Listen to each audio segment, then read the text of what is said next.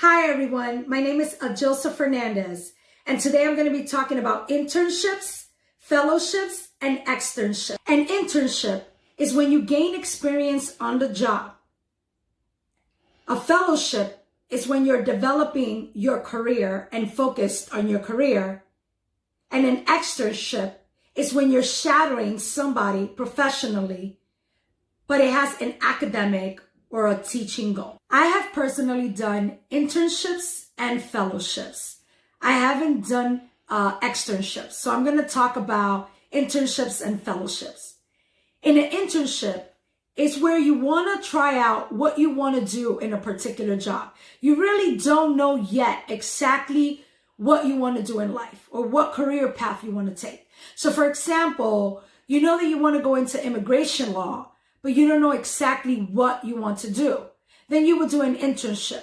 This way you get exposed to paralegal work, attorney work, senior attorney work, and this way you move around a bit and get to familiarize yourself with the work.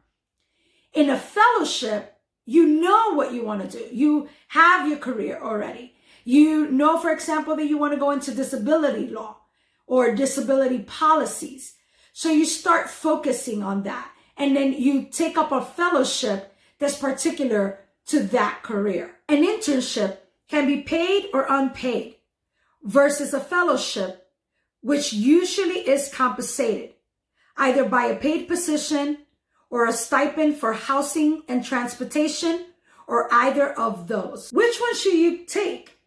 An internship or a fellowship? Well, that depends on where you're at your career.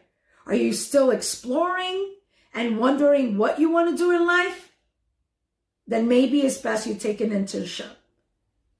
Or do you know what you want to do and you're ready to get your career started? Then you might want to take a fellowship. You get a paid internship, amazing. You're getting paid while learning. However, many internships are unpaid, but you can obtain college credits.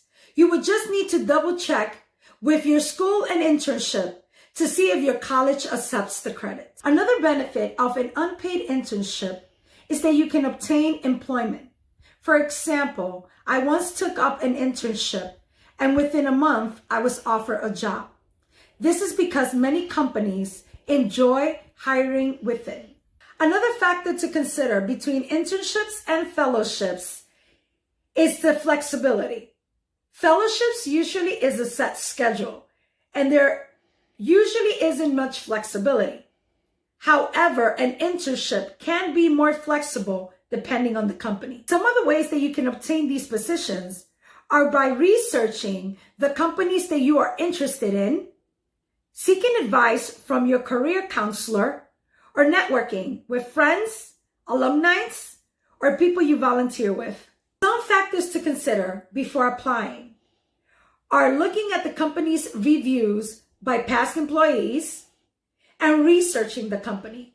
And I don't mean just entering their company's name as research, but entering the company's name and things that you wouldn't want to experience, such as racism, homophobia, or lack of accessibility. For example, you will enter the company's name and racism. If there has been incidents in the past, it should show up.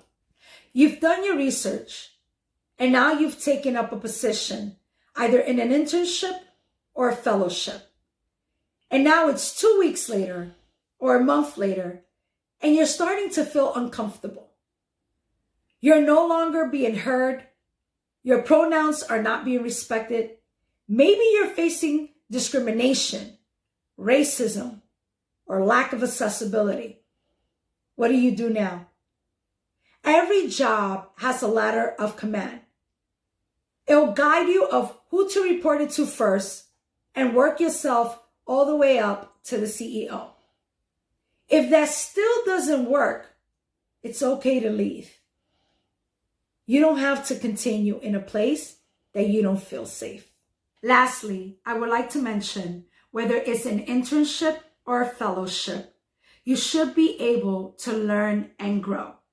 If you took a position, for example, disability policy, but your company instead has you running around for coffee, shredding papers, answering phone calls, you may want to reconsider your position.